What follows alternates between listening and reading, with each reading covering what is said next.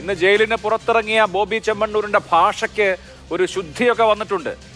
5 ദിവസം അകത്ത് കിടന്നാൽ ഏത് സ്ത്രീ വിരുദ്ധനും മര്യാദക്കാരനാകും എന്നൊരു പാഠം ഇതിൽ നിന്ന് സമൂഹത്തിന് ഉൾക്കൊള്ളാനുണ്ടോ?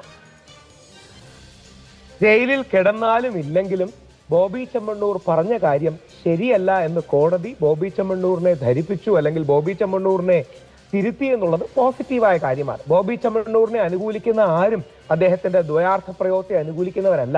എന്നാൽ ബോബി ചെമ്മണ്ണൂരിന് കറക്റ്റ് ആകാൻ ഒരു അവസരം കൊടുക്കണമെന്നും തിരുത്താൻ ഒരു അവസരം കൊടുക്കണമെന്നും ആഗ്രഹിച്ച വ്യക്തികളാണ്. ഒരു വരി കൂടെ പറയണം, ഇത് ഇന്ററപ്റ്റ് ചെയ്യരുത്. അതായത് ബോബി ചെമ്മണ്ണൂർ കഴിഞ്ഞ 25 വർഷങ്ങളായി കേരളീയ സമൂഹത്തിന് ചെയ്തിട്ടുള്ള ഗുണങ്ങൾ, 100 കണക്കിന് വീട് വെച്ചു കൊടുക്കൽ, 1000 ആൾക്കാർക്ക് ജോലി കൊടുക്കൽ, ലക്ഷക്കണക്കിന് ആൾക്കാരെ രക്തദാനത്തിന് പ്രേരിപ്പിക്കൽ അടക്കം കേരളീയ സമൂഹത്തിന് നമ്മളെല്ലാം ചെയ്യുന്നതിന്റെ 1000 ഇരട്ടി കാര്യങ്ങൾ ചെയ്തിട്ടുണ്ട്. അതുകൊണ്ട് അദ്ദേഹത്തിന്റെ തെറ്റല്ലാതാകുന്നില്ല. അതേപോലെ പറയാനുള്ള ന്യായമോ ന്യായീകരണമോ അല്ല, കോടതി അതൊന്നും കണ്ടിട്ടില്ല എന്ന് മാത്രമല്ല, അതുകൊണ്ടാണ് വീഡിയോ തെളിവുകൾ കണ്ടിട്ട് കേരള ഹൈക്കോടതി ചോദിച്ചത് എന്താണ് ഈ മനുഷ്യൻ ഇങ്ങനെ എന്നാണ്. അപ്പൊ കേരള ഹൈക്കോടതിക്ക് കേരളത്തിലെ ഒരു മനുഷ്യനെ നോക്കി തലയിൽ കൈവച്ച് എന്താണ് ഈ മനുഷ്യൻ ഇങ്ങനെ എന്ന് ചോദിക്കേണ്ടി വന്ന അഭൂതപൂർവമായ സന്ദർഭമാണ് നമ്മൾ ബോബി ചെമ്മണ്ണൂരിൽ കണ്ടത്.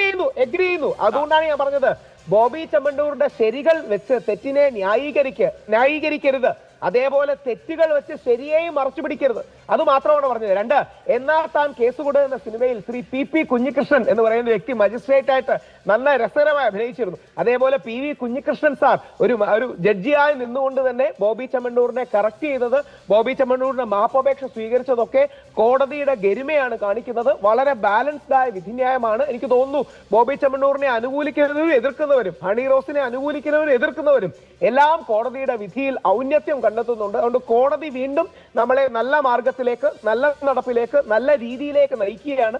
അതിന് കോടതിയോട് പൂർണ്ണമായും യോജിക്കുന്നു. കോടതിയോട് യോജിക്കാതിരിക്കാൻ പറ്റില്ലല്ലോ. ഇവിടെ ശ്രീ രാഹുൽ ഈശ്വർ, ഈ ജാമ്യ ഉത്തരവ് ഇന്നലെ തന്നെ പുറത്തിറങ്ങിയതാണ്. രാവിലെ തന്നെ രാമൻ പിള്ളയോട് ജസ്റ്റിസ് കുഞ്ഞികൃഷ്ണൻ ഇന്ന് തന്നെ ജാമ്യം നൽകിക്കൊണ്ടുള്ള ഉത്തരവ് ഇറക്കാമെന്ന് പറഞ്ഞതാണ്. 5 ദിവസം ജയിലിൽ കിടന്നില്ലേ, ഇത് സമൂഹത്തിന് ശക്തമായ ഒരു സന്ദേശമാണ് എന്ന് പറഞ്ഞുകൊണ്ടാണ് അങ്ങനെ ഒരു ഉത്തരവ് ഇറക്കിയത്. ആ ഉത്തരവ് ഇറങ്ങിയതിന് ശേഷവും ഇന്നലെ മകരവിളക്കായതുകൊണ്ട് ടെലിവിഷൻ സ്പെക്ടക്കിൾ തനിക്ക് ഉണ്ടാകില്ല എന്ന് മനസ്സിലാക്കിയ ബോബി ചെമ്മണ്ണൂർ കാണിച്ച നാടകമൊക്കെ അങ്ങേക്ക് അറിയാമല്ലോ. ആരാണ് അദ്ദേഹത്തിന് ആ ഉപദേശം കൊടുത്തത് എനിക്കറിയില്ല.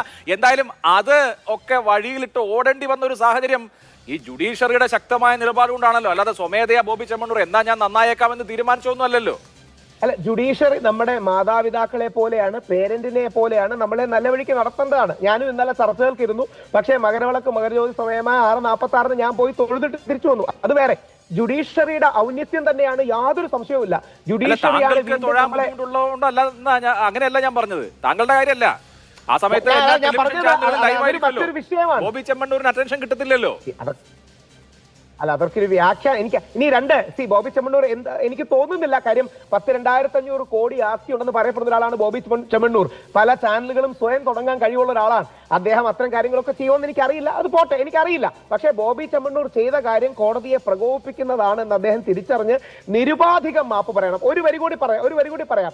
നമുക്ക് കോടതിയോടുള്ള ബഹുമാനം അബ്സല്യൂട്ട് ആയിരിക്കണം, അൺകണ്ടീഷണൽ ആയിരിക്കണം. അതുകൊണ്ട് പൂർണ്ണമായിട്ടും ഇതിനെ അംഗീകരിക്കുന്നു. ഇനി ഇതിന്റെ പേരിൽ ശബരിമല വിധിക്കെതിരെ പ്രതിഷേധിച്ചു എന്ന് എന്നോട് ചോദിക്കേണ്ട, അത് മറ്റൊരു സാഹചര്യമാണ്. അതുകൊണ്ട് പൂർണ്ണമായിട്ടും ഇത് നീതി ജയിച്ച ഒരു ദിവസമാണ്. ഒരു വരി കൂടെ ശ്രദ്ധിക്കണം, ഒരു വരി കൂടി. ഹണി റോസിന്റെ എല്ലാ നിലപാടുകളെയും ഉയർത്തിപ്പിടിച്ചു. സ്റ്റീവ് മെരബോളിയൊക്കെ കോട്ട് ചെയ്തു. നിങ്ങൾ സ്ത്രീപക്ഷവാദികൾ പറയുന്ന നിലപാടിനെ ഉയർത്തിപ്പിടിച്ചു. പക്ഷേ ബോച്ചയെ വേട്ടയാടിയുമില്ല. അതാണ് കോടതിയുടെ മഹത്വം, അതാണ് ബാലൻസ്. ആ ബാലൻസ് എന്ന മറ്റൊരു നിലയിലേക്ക് മാറ്റം